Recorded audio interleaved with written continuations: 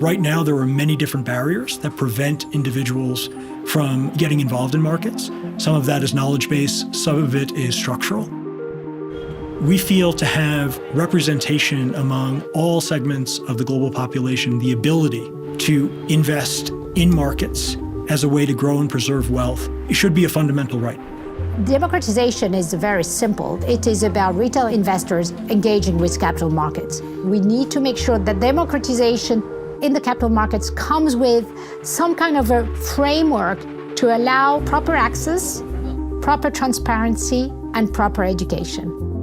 With rapid advances in technology and lower minimums, it's really lifted the barriers to being able to get started in investing. We believe that the empowered investor is the future of responsible investing. The empowered investor has, first of all, access to and knowledge of the products and services and channels open to them. So they not only need access to those products and services, but they need to be in a broad set of markets, public and private markets. They need to have access to advice and the new tools available to them, and they need to be able to have a holistic view of both the short and long term.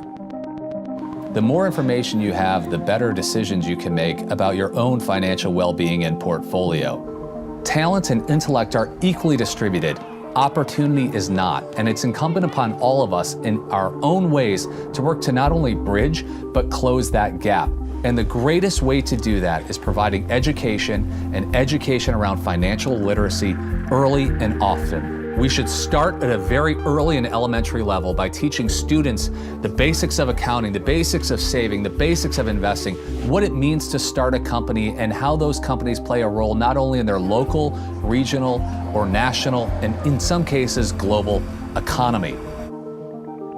I think the biggest risk or concern that people have about investing is that it's a rigged game.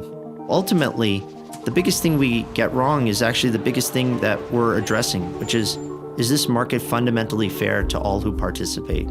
For a retail investor to trust financial markets, they ultimately have to believe that they have a right to ownership of what society is progressing. And I think that's a very important fundamental value that we'd like people to believe and for them to trust us with.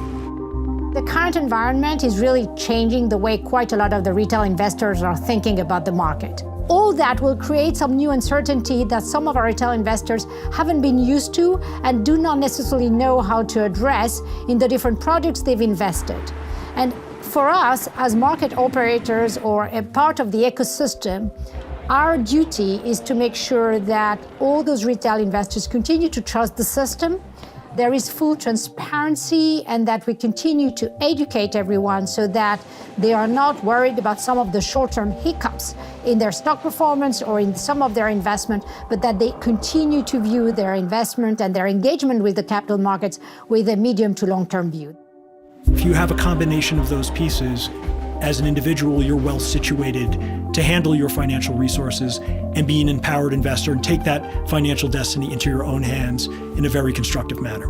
Having that access is a positive phenomenon, and it's something that the industry should get behind and support in order to maintain and to grow it into the future, because again, it does tie into people's livelihoods and their ability to manage their own finances and be empowered investors.